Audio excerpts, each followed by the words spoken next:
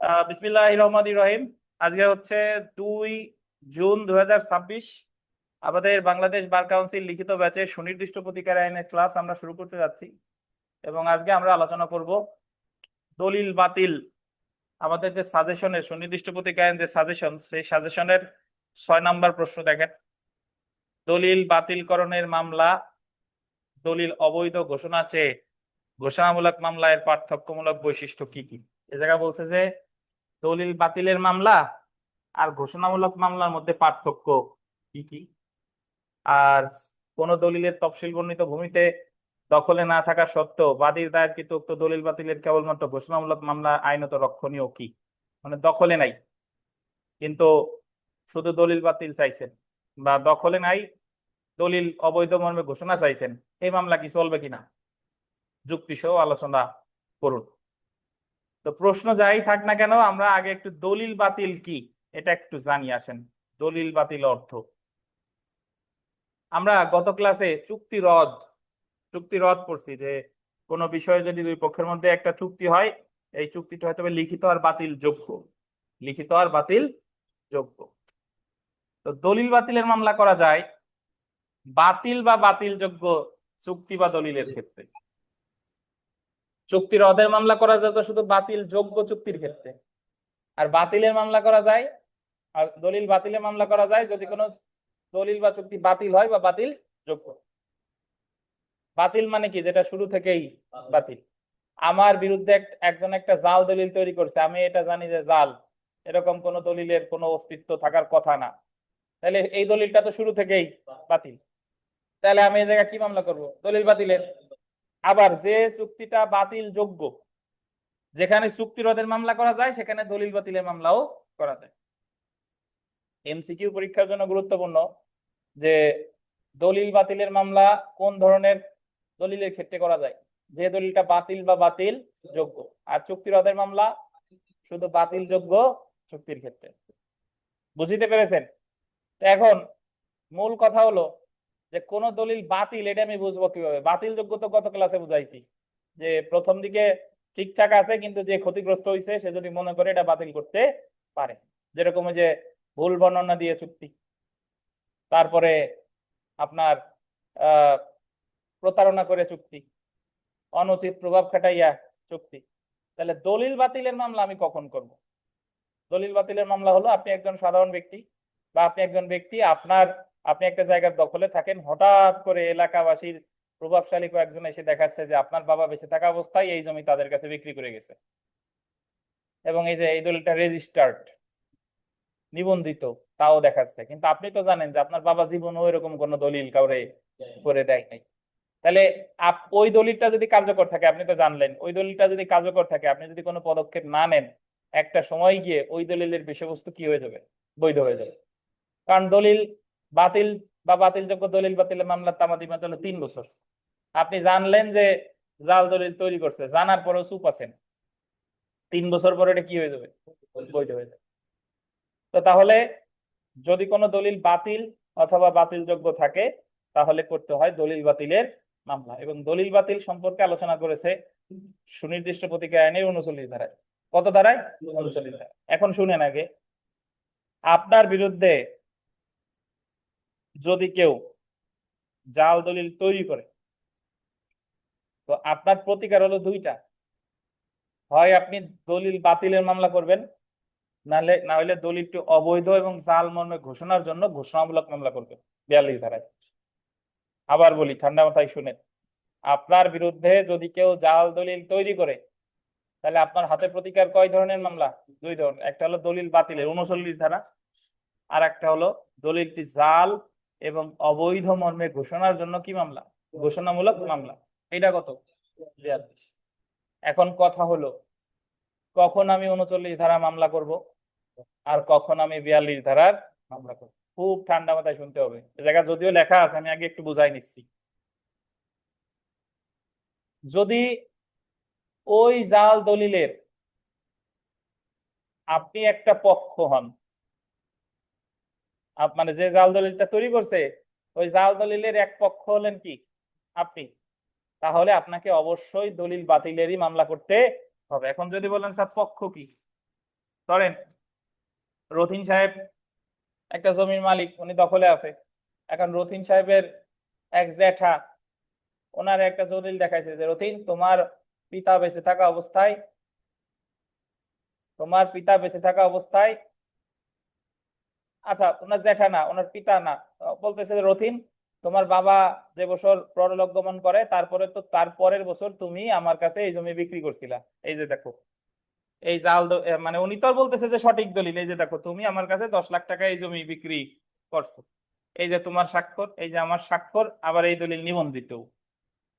কিন্তু রথিন সাহেব তো জানে যে এরকম কোন জমি দলিল উনি করেন নাই। তাহলে এই দলিল দ্বারা ক্ষতিগ্রস্ত করেছে রথিন সাহেব।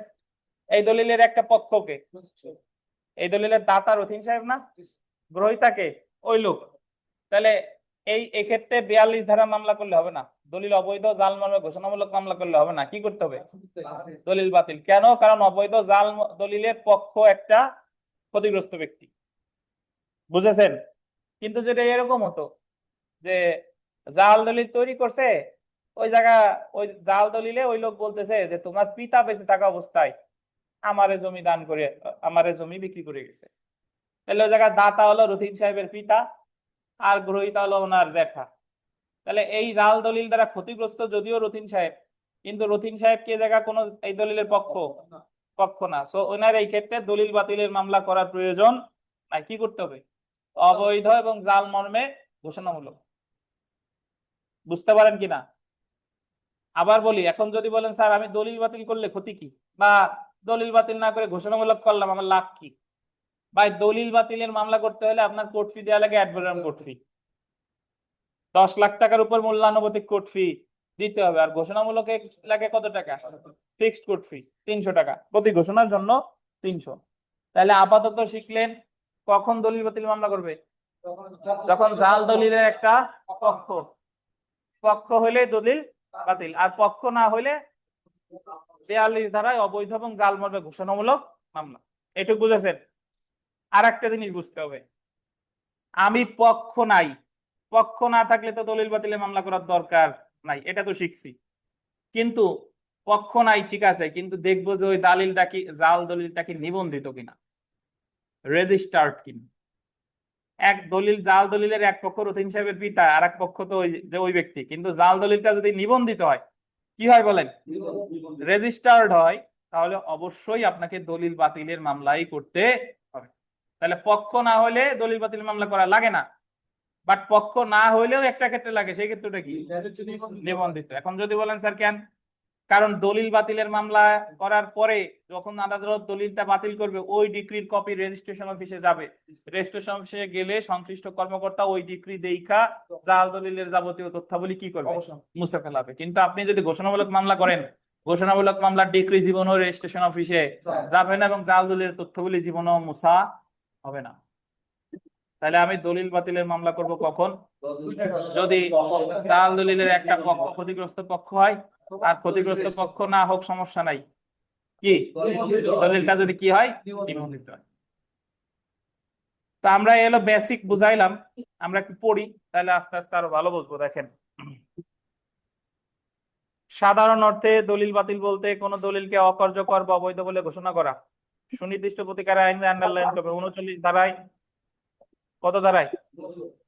সুনির্দিষ্ট প্রতিকার আইনের 39 ধারায় কোন ব্যক্তি বাতিল বা বাতিলযোগ্য, এটা আন্ডারলাইন করেন, বাতিল বা বাতিলযোগ্য কোন দলিলকে বাতিল ঘোষণার জন্য আদালতে মকদ্দমা দায়ের করতে পারে। কি দলিল? বাতিল বা বাতিলযোগ্য। বাতিল বা বাতিলযোগ্য কোন দলিলের কারণে কোনো ব্যক্তি যেন ভবিষ্যতে ক্ষতির সম্মুখীন না হয়, তার রক্ষা কবচ হিসেবে 39 ধারায় আদালতকে দলিল বাতিলের ক্ষমতা দেওয়া হয়েছে। দলিল বাতিলের প্রতিকার সুরক্ষামূলক বিচার নীতির উপর প্রতিষ্ঠিত। 1877 সালের সুনির্দিষ্ট প্রতিকার আইনের 39 ধারায় দলিল বাতিল সম্পর্কে আলোচনা করা হয়েছে। তাহলে যেখানে চুক্তি রদের মামলা করা যায়, চুক্তি রদের বিকল্প হিসেবে কি দলিল বাতিল চাওয়া যায়? বলেন তো। চুক্তি রদের বিকল্প হিসেবে দলিল বাতিল চাওয়া যাবে কিনা?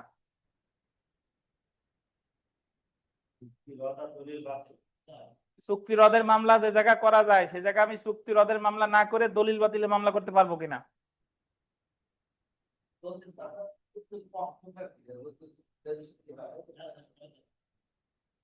অত দূরে যাওয়ার দরকার নাই। বাতিল যোগ্য চুক্তির ক্ষেত্রে রদের মামলাও করা যায়, বাতিল যোগ্য চুক্তির ক্ষেত্রে বাতিলের মামলাও করা যায়। তাহলে যে জায়গায় চুক্তি রদের মামলা করা যায়, চুক্তি রদের মামলা না করে দলিল বাতিলের মামলাও তো করা যায়। বাতিল যোগ্য হইলে চুক্তি রদ মামলা করা যায়, আর বাতিল বা বাতিল যোগ্য হইলে দলিল বাতিলের মামলাও করা যায়। তাহলে আমরা বলতে পারি বাতিল যোগ্য জায়গায় যদি চুক্তি রদ করা যায়, তাহলে জায়গায় তো দলিল বাতিলও করা যাবে না। দেখেন, এখন দেখেন, যখন দলিল বাতিলের আদেশ দেওয়া যায়, নিম্নলিখিত দুইটি ক্ষেত্রে আদালত দলিল বাতিলের মকদ্দমায় দলিল বাতিলের আদেশ মঞ্জুর করতে পারে কি কি? কোন লিখিত দলিল আন্ডারলাইন করবেন, বাতিল বা বাতিল যোগ্য হলে। লিখিত দলিল কি?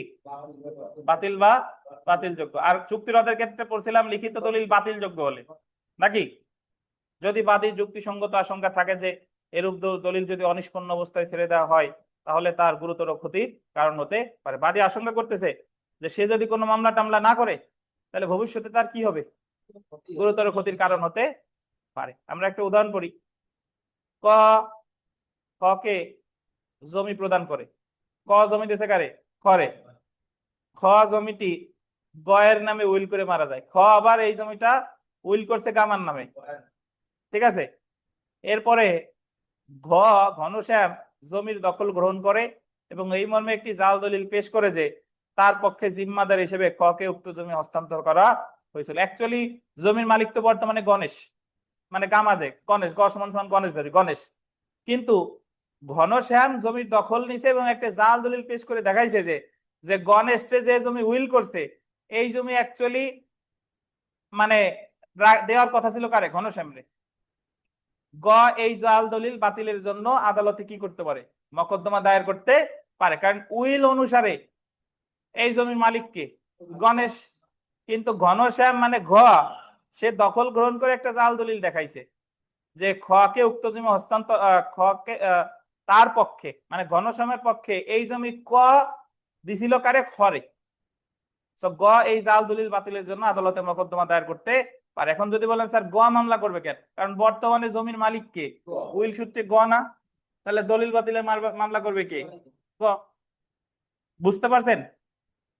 এখন আমরা একটু দেখি ৩৯ ধারায় আদালত যে প্রতিকার মঞ্জুর করতে পারে। আমি যদি ৩৯ ধারায় দলিল বাতিলের মামলা করি, তাহলে আমার আদালত অ্যাকচুয়ালি কি কি প্রতিকার দিতে পারে। সো দেখেন, উপরে উল্লেখিত শর্তসমূহ পূরণ হলে আদালত তার বিবেচনামূলক ক্ষমতা বলে নিম্নলিখিত আদেশসমূহ মঞ্জুর করতে পারে। দলিলটিকে বাতিল বা বাতিলযোগ্য হিসেবে আইন অনুযায়ী নিষ্পন্ন করতে পারে। কি করবে? বাতিল বা বাতিল যোগ্য বলতে পারে যে এটা হলো বাতিল বা বাতিল যোগ্য। দলিলটি অর্পণের আদেশ দিতে পারে। অর্পণ মানে কি? মানে যার কাছে ওই দলিল আছে তারে বলবে যে এটা কি, জমা দাও। অর্পণের নির্দেশ দিতে পারে এবং দলিলটা কি করতে পারে? বাতিল করতে পারে এবং দলিলটি বাতিল করতে পারে। আমরা চলে আসি যে দলিল বাতিলে মামলা দায়ের করতে পারে। গতদিন আমরা দুইটা বিষয় পড়ছি। একটা হলো যে চুক্তি রদের মামলা কে করতে পারো? চুক্তি রদের মামলা করতে পারতো মানে যে ক্ষতিগ্রস্ত হয়েছে সে, তাতে সে পক্ষ হোক বা নাকি। কিন্তু দলিল সংশোধনের মামলা করতে পারতো শুধু কে? দলিলের পক্ষ। দলিলের, বুঝেন কিনা? অর্থাৎ দলিল সংশোধনের মামলা কিন্তু বাইরের কেউ করতে পারতো না, মানে যারা দলিলের পক্ষ তারাই করতে পারে, বাইরের কেউ দলিল সংশোধনের মামলা করতে পারে না। কিন্তু দলিল বাতিলের মামলা যে কেউ করে, তাতে সে দলিলের পক্ষ হোক বা না। তাহলে চুক্তি রদ আর দলিলের বাতিলের মধ্যে মিল কি?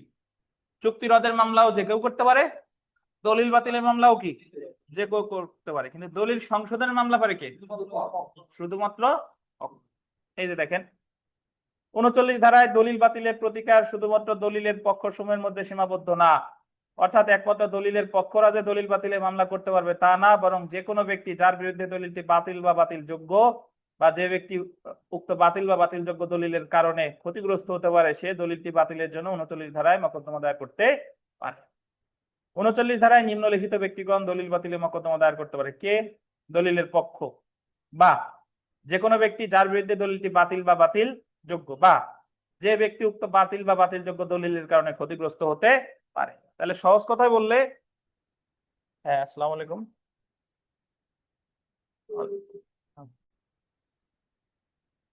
তো তাহলে দেখেন এখানে দেখেন যে দলিল বাতিলের মামলায় বাদীকে উক্ত দলিলের পক্ষ হওয়ার প্রয়োজন নাই, বরং সে যদি প্রমাণ করতে পারে যে দলিল বা বাতিলযোগ্য দলিলটির কারণে সে মারাত্মকভাবে ক্ষতিগ্রস্ত হবে, তাহলে সে মামলা দায়েরের অধিকারী।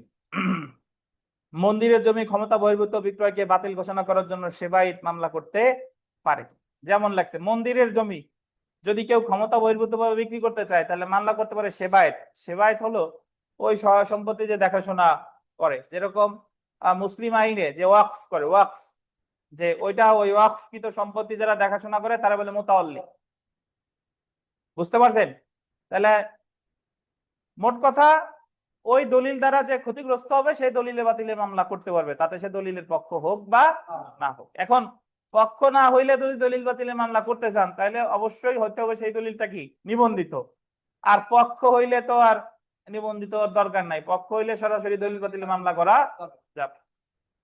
আমরা চলে এসেছি তামাদি মেয়াদে। সুনির্দিষ্ট প্রতিকার আইনের 39 ধারায় দলিল বাতিল বা দলিল রদ, অ্যাকচুয়ালি বাতিলই ধরেন, দলিল বাতিলের মামলা দায়েরের তামাদি মেয়াদ কত বছর? 3 বছর। আর আবার দেখেন 2 নাম্বারটা, সুনির্দিষ্ট প্রতিকার আইনের 42 ধারায়, আচ্ছা এই যে 3 বছর, এটা তামাদি আইনের কত অনুচ্ছেদে বলছে? কত অনুচ্ছেদ? 91। অপরদিকে দেখেন সুনির্দিষ্ট প্রতিকার আইনের 42 ধারায় দলিল জাল বলে ঘোষণার জন্য মামলা দায়েরের তামাদি মেয়াদ 3 বছর। তামাদি আইনের কত অনুচ্ছেদ? 92 এবং 93। এখানে একটা গুরুত্বপূর্ণ জিনিস শুনেন, সেটা হলো যে সাধারণত ঘোষণামূলক মামলার তামাদি মেয়াদ 6 বছর। তামাদি আইনের 120 অনুচ্ছেদ অনুসারে কত বছর? 6 বছর। কিন্তু ওই ঘোষণামূলক মামলাটা যদি দলিল মানে দলিল অবৈধ এবং জাল মর্মে হয়, দলিল অবৈধ এবং জাল ঘোষণার জন্য হয়, সেই ক্ষেত্রে 6 বছর না, সেক্ষেত্রে কত বছর? 3 বছর। কারণ সেই ক্ষেত্রে তো বলাই আছে যে অবৈধ এবং জাল মর্মে ঘোষণার জন্য 3 বছর। আর শুধু ঘোষণা, সেই ক্ষেত্রে 120 অনুচ্ছেদ অনুসারে কত বছর? 6 বছর। বুঝতে পারিলেন? আচ্ছা, কোর্ট ফি দেখেন, দলিলে উল্লেখিত মূল্যের উপর অ্যাড ভ্যালোরাম কোর্ট ফি দিতে হবে। তাহলে দলিল বাতিলের মামলার কোর্ট ফি কত? অ্যাড ভ্যালোরাম কোর্ট ফি মানে হলো মূল্যানুপাতিক কোর্ট ফি, ওই জমির যা দাম সেটার উপর মূল্যানুপাতিক কোর্ট ফি দিতে হবে। এটারই বলে হচ্ছে আপনার অ্যাড ভ্যালোরাম কোর্ট ফি। এখন এতক্ষণ আমি আমি ওই যে শুরুর দিকে যা বুঝাইলাম যে দলিল বাতিল এবং ঘোষণামূলক মোকদ্দমা, আমি কখন দলিল বাতিলের মামলা করব আর কখন ঘোষণামূলক মামলা করব, দুইটা গ্রাউন্ড বলছি। কখন দলিল বাতিলের মামলা কখন করব, আরিফ সাহেব বলেন তো। আরিফ সাহেব মাইক্রোফোন নেন, ধরেন পড়বো তার আগে যে আমি যে আলোচনা করছি দেখি বুঝছেন কিনা বলেন। 39 ধারায় যে দলিল বাতিলের মামলার কথা বলা হয়েছে, এখানে বলছে যে বলার জোর কমে গেল কেন? কমে গেল কেন? জি স্যার, দলিল বলেন। বাতিলের মামলায় 39 ধারায় দলিল বাতিলের মামলা সম্বন্ধে বলা হয়েছে। দলিল বাতিলের মামলায় বলতে হলে দলিলের যারা পক্ষ শুধু তারাই দলিল বাতিলের মামলা করতে পারবে। হ্যাঁ, আর দলিল হ্যাঁ ঠিক আছে, বলেন। দলিল বাতিলের মামলায়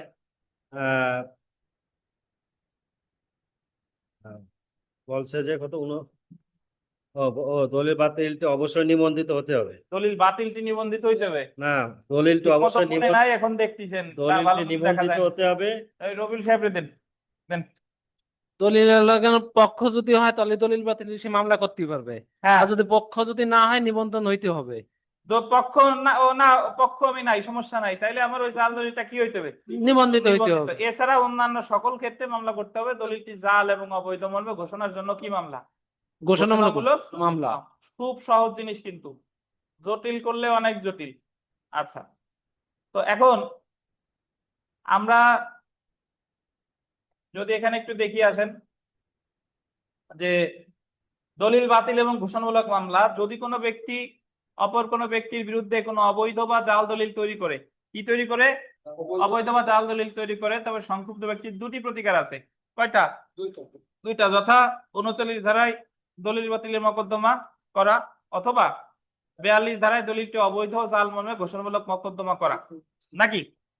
আচ্ছা, অথবা আরেকটা কথা আছে, অথবা ঘোষণামূলক মকদ্দমার সাথে আনুষঙ্গিক প্রতিকার হিসেবে 39 ধারায় দলিল বাতিলের মকদ্দমা করা। মানে আমি শুধু 39 করতে পারি, শুধু 42 করতে পারি, আর যে জায়গায় আপনি বুঝেন নাই কি করব, তাহলে দুইটা একসাথে মারিয়ে দিতে হবে, 39 আর 42 একসাথে। বাট অ্যাকচুয়ালি আপনি যদি বুঝতে পারেন তাহলে শুধু দলিল বাতিল করলেই হয় 39। আচ্ছা, তো আমরা এখানে আসি, দেখেন সংক্ষুব্ধ ব্যক্তি যখন দলিল বাতিলের মকদ্দমা দায়ের করবে, এটা একটু দেখি। সংক্ষুব্ধ ব্যক্তি কখন দলিল বাতিলের মামলা করবে? অবৈধ জাল দলিলটি যদি গোলদেন নিবন্ধিত হয়, দেখছেন অবৈধ জাল দলিলটা কি নিবন্ধিত হয়, অথবা নিবন্ধিত হোক বা না হোক উক্ত জাল দলিলে, নিবন্ধিত হোক বা না হোক উক্ত জাল দলিলে যদি সংক্ষুব্ধ ব্যক্তিকে এক পক্ষ দেখানো হয়, তাহলে সংক্ষুব্ধ ব্যক্তিকে 39 ধারায় দলিল বাতিলের জন্য মকদ্দমা করতে হবে। তাহলে আমরা কি পাইলাম? যদি নিবন্ধিত হয় তাহলে দলিল বাতিল, আর নিবন্ধিত হোক বা না হোক যদি কি দেখানো হয়, এক পক্ষ দেখানো হয়, সেক্ষেত্রে দলিল বাতিল নাকি ভাই? ঠিক।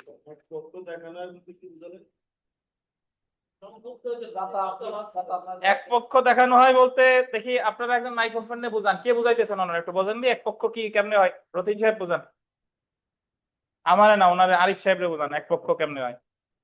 আপনাকে আপনাকে যদি ওই দলিলে পক্ষ দেখান, আপনি ওই পক্ষ দেখালে আপনি ওই দলিল দ্বারা ক্ষতিগ্রস্ত হবেন, তাহলে কি আপনি সংক্ষুব্ধ হবেন না? পক্ষ কেমনে দেখাবে উদাহরণ দেন। মনে করেন যে আপনি দেখালো যে আহ, একটা জমি, এটা আগে বিকাশে ইয়া করছেন না, যে রেজিস্ট্রি করে দিয়েছেন, বলতেছে যে আপনি আমার 2 বছর আগে দলিল দিচ্ছেন, ওনারা বুঝাইতে হবে কিন্তু। 2 বছর আগে দলিল করে দিচ্ছেন। উনি বলতেছে যে আপনি 2 বছর আগে আমাকে বিক্রি করছেন, কিন্তু উনি আপনার কাছে বিক্রি করে না, বিক্রি করে হয়তো আমি দাবি করতেছে, তখন কি সংক্ষুব্ধ বিকাশ বাবু? তখন বিকাশ সংক্ষুব্ধ হলে তখন বিকাশের একটা পক্ষ হচ্ছে না ওই দলিলে, তখন বিকাশ আপনার বিরুদ্ধে ওই দলিল বাতিলের মামলা করবে। যেহেতু এই শুনেন, আমি বুঝাই এক কথাই শুনেন।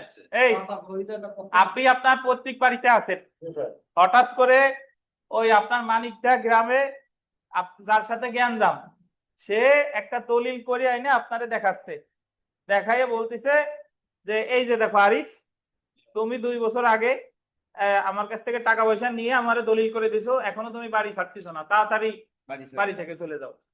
আর আরিফ সাহেব তো জানে যে আরিফ সাহেব তো এরকম কোনো কাজ জীবনেও করে নাই। এখন ওই দলিলটা একটা পক্ষ, জাল দলিলের একটা পক্ষ দাতা দেখাইছে আপনাকে, আর গ্রহীতা দেখাইছে আমাকে।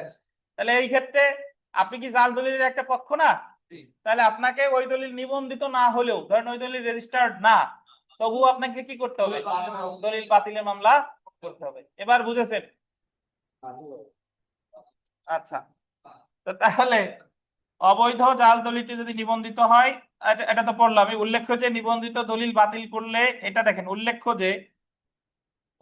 যে নিবন্ধিত দলিল বাতিল করলে আদালত ডিক্রির কপিটি, আন্ডারলাইন করবেন, নিবন্ধন কর্মকর্তার নিকট প্রেরণ করবে, যাতে নিবন্ধন কর্মকর্তা উক্ত জাল দলিলের নিবন্ধন সম্পর্কিত তথ্য মুছে ফেলতে পারে। আপনার দলিল বাতিল করার পরে এই দলিলের ডিক্রি কার কাছে পাঠাবে? নির্মলের কাছে পাঠাবে। নিবন্ধন কর্মকর্তা পাঠাবে, নির্মলের কাছে না কিন্তু। এবং যাতে ওই তথ্যাবলী সে কি করতে পারে? মুছে ফেলতে পারে। এই দলিল বাতিলের মামলা ছাড়া অন্য কোনো মামলার কপি কিন্তু, ওই ডিক্রির কপি কিন্তু ওই নিবন্ধন কর্মকর্তার কাছে যাবে না। জি, তার মানে যেখানে দলিল বাতিল করার দরকার ওই জায়গা যদি আপনি ঘোষণা করেন তো করতে পারেন, কিন্তু দিন শেষে ঘোষণার সাথে সাথে দলিল বাতিলও চাওয়া লাগবে, নাইলে ওই জাল দলিলের তথ্যাবলী কিন্তু মুছবে না। আচ্ছা দেখেন, সংক্ষুব্ধ ব্যক্তি যখন অবৈধ জাল মর্মে ঘোষণামূলক মকদ্দমা করবে, উপরোক্ত ক্ষেত্র ছাড়া অন্যান্য সকল ক্ষেত্রে সংক্ষুব্ধ ব্যক্তি দলিলটি অবৈধ এবং জাল মর্মে ঘোষণার জন্য ঘোষণামূলক মোকদ্দমা করবে। মানে ওই উপরের যে ক্ষেত্র আছে ওই দুইটা ছাড়া সব সময় করবে কি ঘোষণামূলক মোকদ্দমা। অর্থাৎ জাল দলিলটি যদি নিবন্ধিত না হয় এবং জাল দলিলে যদি সংক্ষুব্ধ ব্যক্তিকে কোনো পক্ষ দেখানো না হয় তাহলে সংক্ষুব্ধ ব্যক্তি 42 ধারায় দলিলটি অবৈধ এবং জাল মর্মে ঘোষণার জন্য মোকদ্দমা দায়ের করতে পারবে। এখন যদি বলেন স্যার 42 আর 39 মধ্যে আমার কোনটা করা উচিত, যদি আপনার সুযোগ থাকে যে জায়গা 42 করা যায় সে জায়গা 39 করা যায়, কিন্তু যে জায়গা 39 করা যায় সে জায়গা শুধু 42 করলে কাজ হবে না। এখন আপনার করার দরকার 39, সুযোগ আছে 42 করার, তাহলে 39 না করে শুধু 42 করলেই ভালো। কেন ভালো? কারণ 42-এ কোর্ট ফি দেওয়া লাগে মাত্র কত, 300 টাকা, আর 39-এ কোর্ট ফি দেওয়া লাগবে কত, মূল্যানুপাতি। বুঝেছেন? আর যখন আপনার মন মানতেছে না যে শুধু 42 কেন করবো, দলিল বাতিলও নেবো, তাহলে দুইটা একসাথে করবেন।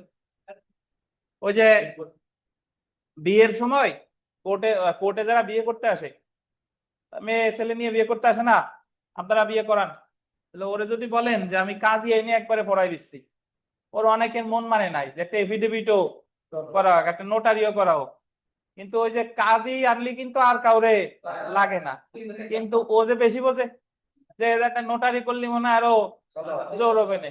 ঠিক আছে, মানে তো এই আর কি বিষয়।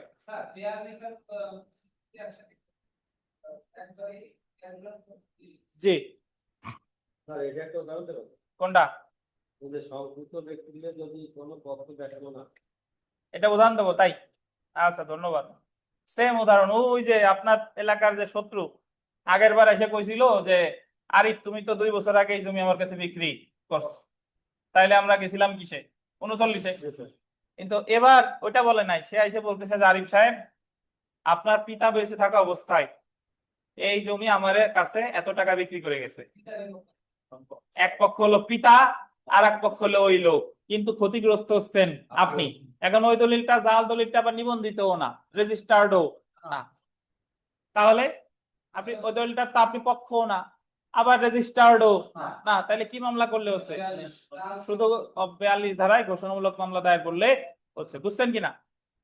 ওদের সাথে 39 টাকা দিয়ে গাইছে দিতে তো নিষেধ করে না, আপনার যদি মন চাই 39 গাইছে দেবেন তাই দিবেন, সমস্যা কি? কিন্তু আমার তো শুধু 42-এই হচ্ছে।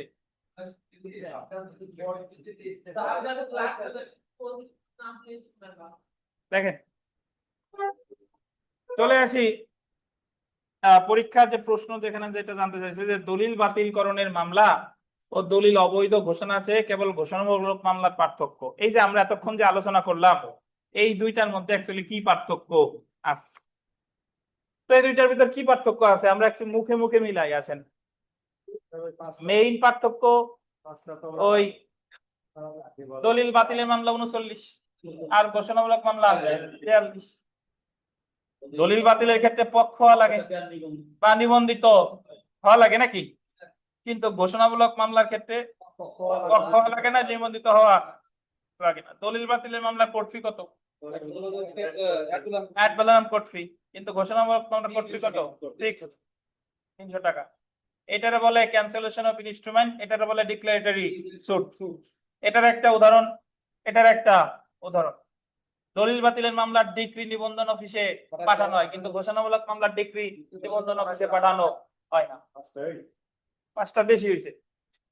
আচ্ছা, তো দেখেন এই যে দলিল বাতিলের মোকদ্দমা দায়ের করা হয় সুনির্দিষ্ট প্রতিকার আইনের কত ধারায়? 39 ধারায়। অপরদিকে কোন দলিল অবৈধ এবং জাল মর্মে ঘোষণার জন্য ঘোষণামূলক মামলা দায়ের করতে হয় কত ধারায়? 42 ধারায়। তারপরে দেখেন কোন দলিল বাতিল বা বাতিলযোগ্য হলে সংক্ষুব্ধ পক্ষ 39 ধারায় দলিল বাতিলের মামলা দায়ের করতে পারে। কত ধারায়? 39 ধারায়। অপরদিকে কোন দলিল অবৈধ বা জাল হলে সংক্ষুব্ধ পক্ষ অবৈধ জাল মর্মে ঘোষণার জন্য 42 ধারায় ঘোষণামূলক মামলা দায়ের করতে পারবে। বোঝা গেছে না ভাই?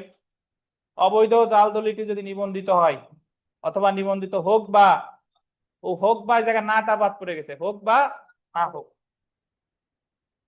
উক্ত জাল দলিলে যদি সংক্ষুব্ধ ব্যক্তিকে এক পক্ষ দেখানো হয় তাহলে সংক্ষুব্ধ ব্যক্তিকে 39 ধারায় দলিল বাতিলের মোকদ্দমা দায়ের করতে হয়। অপরদিকে ওই সেম কথা, দলিলটি যদি নিবন্ধিত না হয় বা জাল দলিলে যদি সংক্ষুব্ধ ব্যক্তিকে কোনো পক্ষ দেখানো না হয় তাহলে সংক্ষুব্ধ পক্ষ 42 ধারায় দলিলটি অবৈধ এবং জাল মর্মে ঘোষণার জন্য মোকদ্দমা দায়ের করবে।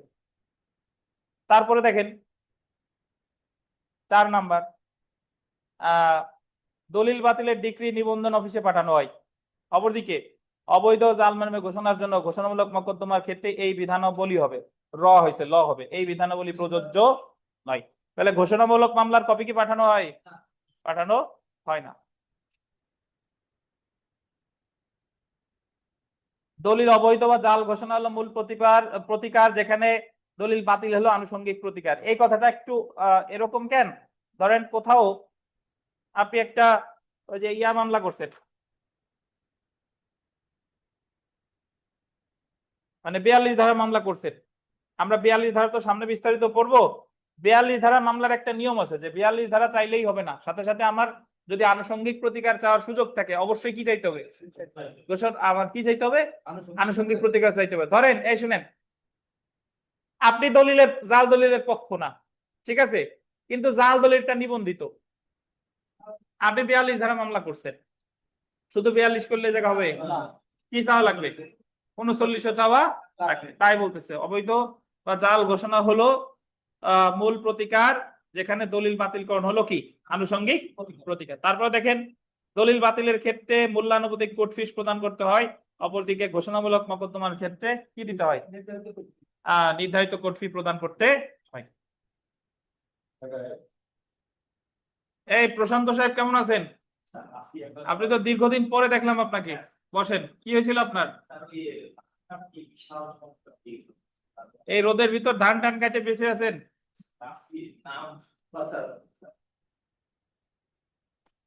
আপনি কি সুনির্দিষ্ট প্রতিকার আইনে নোট পেয়েছেন?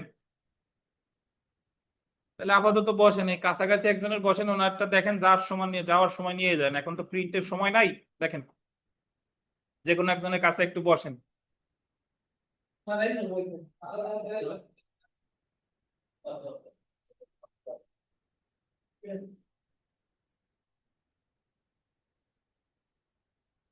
আচ্ছা, এখন পরের অংশটি দেখেন।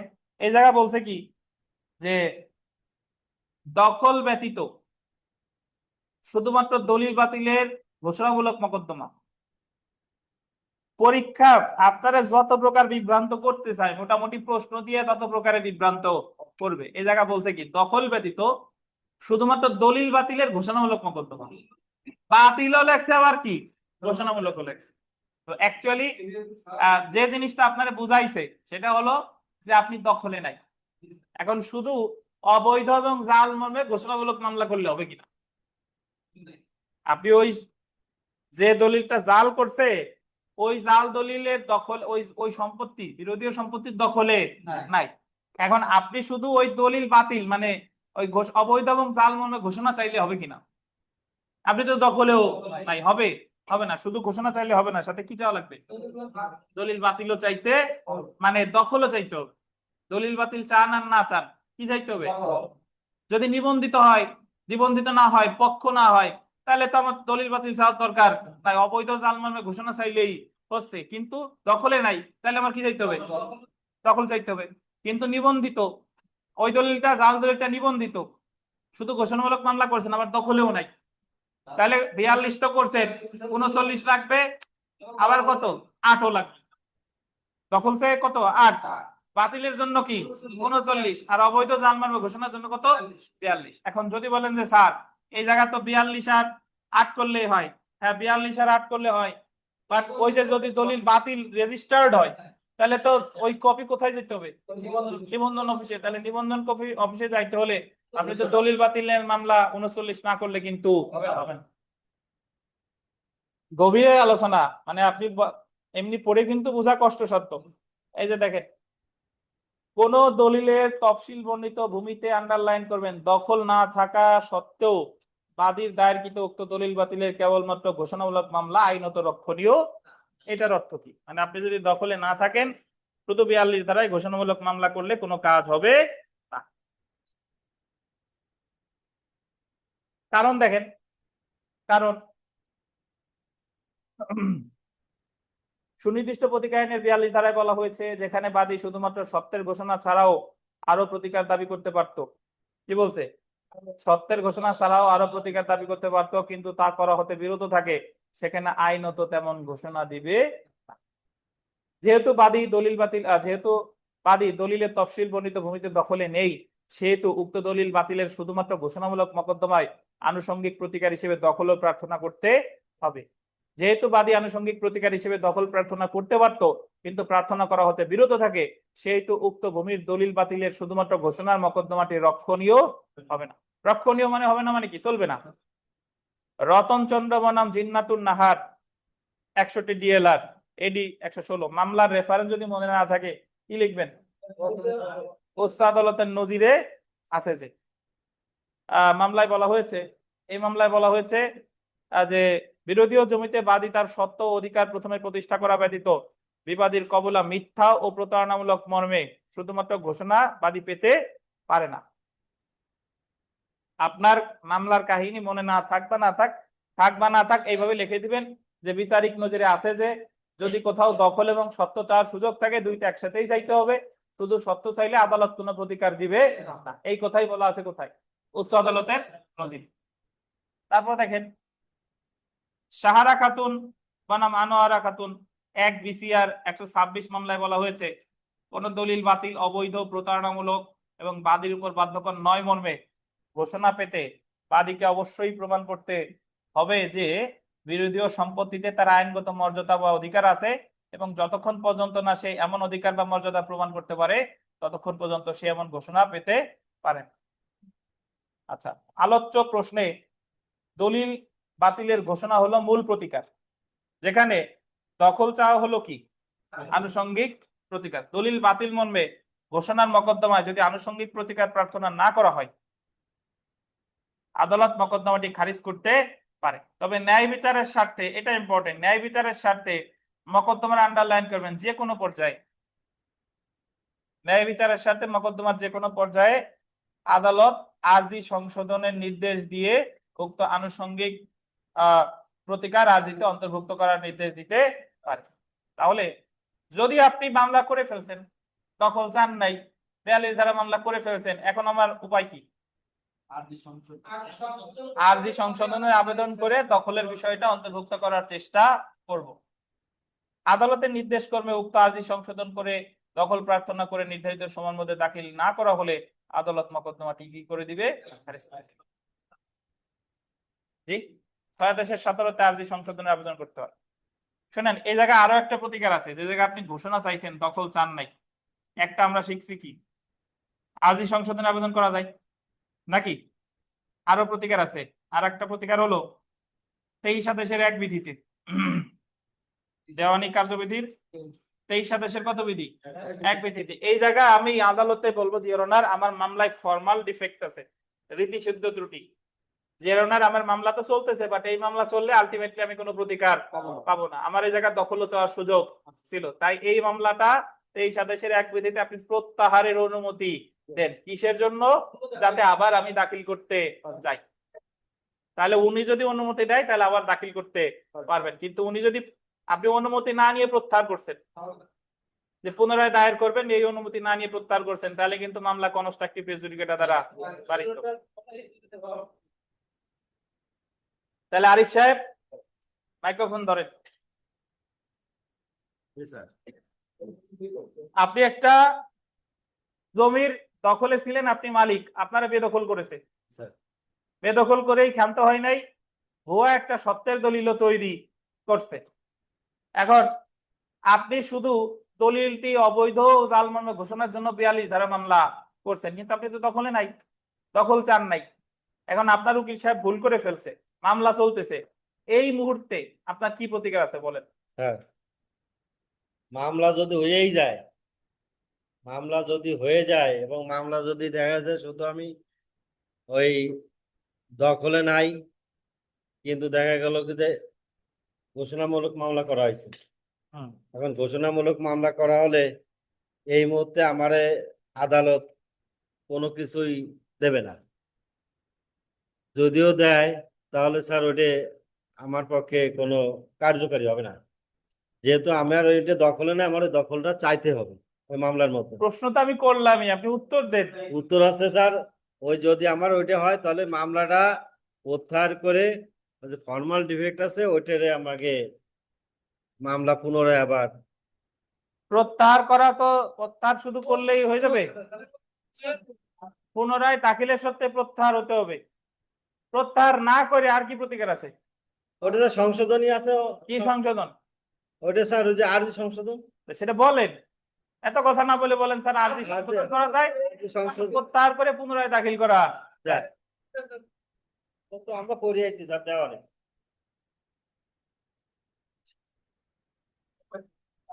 আচ্ছা এখন দেখেন থার্ড ব্র্যাকেটের মধ্যে একটা কথা আছে, দেখেন এটা প্রশ্নের অংশ না। বলছে যে দলিল বাতিল করা হলে ক্ষতিপূরণ পাওয়া যাবে কি? আমরা জানি যে সুনির্দিষ্ট প্রতিকার আইনে ক্ষতিপূরণ রিলেটেড ধারা আছে কয়টা? 19, 38, 41। 19-এ বাদী পায় ক্ষতিপূরণ বিবাদীর কাছ থেকে, কিন্তু 38 আর 41-এ বাদী দেয় ক্ষতিপূরণ কারে? বিবাদীর। তাহলে দলিল বাতিলের মামলায় আপনি জীবনেও ক্ষতিপূরণ পাবেন, বরং উল্টো আপনার কিছু ক্ষেত্রে কি দেওয়া লাগতে পারে। এই যে দেখেন, হ্যাঁ ধারা 41 অনুযায়ী দলিল বাতিলের রায় প্রদানের সময় আদালত যে পক্ষকে এরূপ প্রতিকার মঞ্জুর করেছেন সে পক্ষের তরফ হতে অপর পক্ষকে ন্যায় বিচারের প্রয়োজনে ক্ষতিপূরণ নির্দেশ দিতে পারে। তাহলে হ্যাঁ যদিও বলছি কিন্তু বুঝাই দিবেন যে মামলা করছে সে কিন্তু পাবে না, বরং সে দিবে কারে? বিবাদী। তারপরে দেখেন পরের অংশে যে কোন দলিলকে আংশিক বিলুপ্ত করা যাবে কিনা, মানে দলিলটা পুরো বাতিল না করে আংশিক বাতিল করা যাবে কিনা। তো আংশিক বাতিল সম্পর্কে বলছে সুনির্দিষ্ট প্রতিকার আইনে 40 ধারায়। এই জায়গায় বলছে যে যদি কোনো দলিলে একাধিক অধিকার থাকে।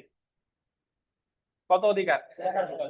একাধিক অধিকারের মধ্যে দেখা গেল একটা হলো জাল বা বাতিল যোগ্য, তাহলে সেটা আপনি বাতিল চাইতে পারেন। কিভাবে? একটা উদাহরণ দেয় শুনেন, আরিফ সাহেব শুনেন, দুইবার বলা না লাগে।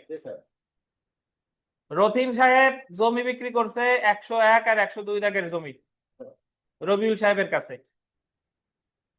কিন্তু এই 101 দাগের জমির মালিকই রবিউল সাহেব, মানে রথিন সাহেব, আর 102 এর মালিক হলো আরিফ। আরিফের জমি বিক্রি করে দিছে কে? রথিন। তাহলে দাতা হলো এই জায়গায় রথিন, গ্রহিতা হলো কে? রবিউল সাহেব। এখন আরিফ সাহেব জানতে পারলেন যে উনার জমি বিক্রি করে দিয়েছে রথিন সাহেব, তাহলে এই ক্ষেত্রে আরিফ সাহেব কি এই দলিলের পক্ষ না, কিন্তু দলিলটা যদি নিবন্ধিত হয় তাহলে উনি মামলা করবে দলিল বাতিলের। কতটুক বাতিল চাইবে? ওনার যতটুক বিক্রি করছে ওইটুক বাতিল হবে, আর বাকিটুক কি থাকবে? কার্যকর থাকবে। এটা হলো আংশিক বাতিল। শুনেন 40 ধারায় যে আংশিক বাতিল বলছে 40 ধারায়, 40 ধারায় কিন্তু মামলা করা যায় না, মামলা করতে হবে কত ধারায়? 39। আর আংশিক বাতিল করতে পারে 40 ধারার বিধান অনুসারে। এই যে দেখেন 39 সালে 40 গাতেই তো হয়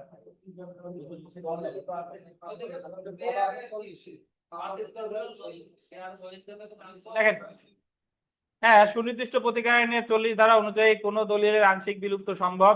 উক্ত ধারা অনুযায়ী কোনো একটি দলিল যদি বিভিন্ন অধিকার বা বিভিন্ন বাধ্যবাধকতার সাক্ষ্য বহন করে তাহলে আদালত যথোপযুক্ত মামলায় তা আংশিকভাবে বাতিল এবং অবশিষ্ট অংশকে বহাল রাখতে পারেন। বিলুপ্ত অংশকে সম্পূর্ণরূপে স্বতন্ত্র ও পৃথক হতে হবে। তবে বিলুপ্ত যতটুকু হবে অন্য অংশ থেকে সম্পূর্ণ কি হতে হবে? পৃথক হতে হবে। তাহলে দলিল বাতিল আছে কততে? 39। আংশিক বাতিল 40। আর দলিল বাতিলের ক্ষেত্রে ক্ষতিপূরণ কত? 41।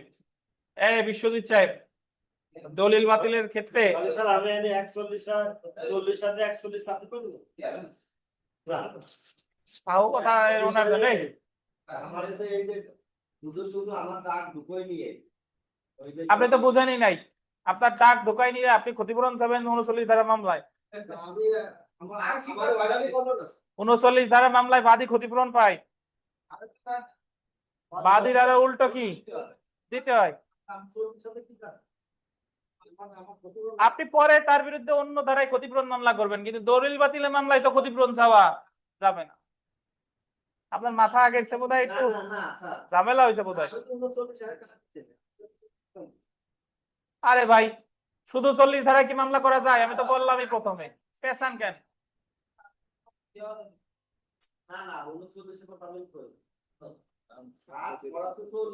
এই থামেন থামেন, আমারে বলতে দেন রে ভাই, কথা শুরু করলে তো থামেন না।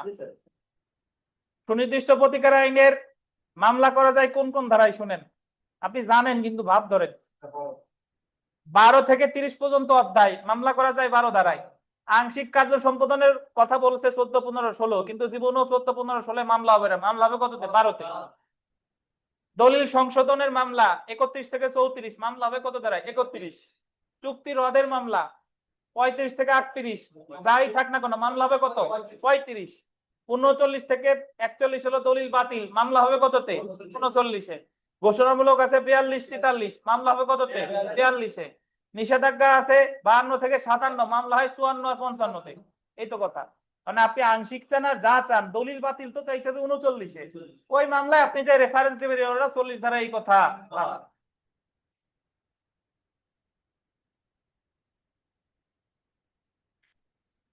আমরা দলিল সংশোধন দেখেন, দলিল সংশোধন দেখেন আগেই আলোচনা করা হয়েছে। দলিল সংশোধনের মুসাবিদা কি আগেই আলোচনা করা হয়েছে। এবার দেখেন দলিল বাতিলের মোকদ্দমার মুসাবিদা। আপনাদের হোমওয়ার্ক দিছিলাম এই অফলাইনে, ওই রবিউল সাহেব লিখে আনছেন, আরিফ সাহেব লিখে আনছেন, আর কেউ লিখে আনছেন? আচ্ছা, রতিন সাহেব আনছে। দেখেন দলিল বাতিলের মুসাবিদাটা, এটাও লিখে আনবেন আগামীকাল, দেখে দেখে লিখে আনবেন, সমস্যা নাই। আর আগামীকাল আমরা পড়া শুরু করব 7 নাম্বার প্রশ্ন, ঘোষণামূলক ডিক্রি। কি বলেন? আগামীকাল, আগামীকাল নাই, আগামীকাল বলতে বোঝাচ্ছে বৃহস্পতিবার, বৃহস্পতিবার 2:30টায়। বুঝতে পারছেন? আমাদের সুনির্দিষ্ট আর ওই এখন তো অল্প করে পড়তেছি, আর 2-3 মানে শনিবারের মধ্যে সুনির্দিষ্ট শেষ হয়ে যাবে ইনশাল্লাহ। তো এটা লিখে নিয়ে আসেন আর এগুলা পড়েন। আর পরীক্ষার কথা আমি বলবানি, টেনশনের কিছু নাই। যা যা পড়াচ্ছি এই যে সুনির্দিষ্ট ভালোভাবে শেষ করেন। সুনির্দিষ্ট থেকে যাতে আমরা এই এটা যদি পারি, এখান থেকে একটা মার্ক, একটা প্রশ্ন যাতে পাই।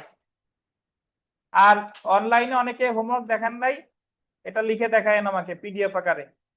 ধন্যবাদ, আজকেই আপনাদের এই পর্যন্তই। আর যারা এই যে অফলাইনে আনছেন তাদের খাতা দেখে দিই। হ্যাঁ দেখবো দেখবো, যদি দেয়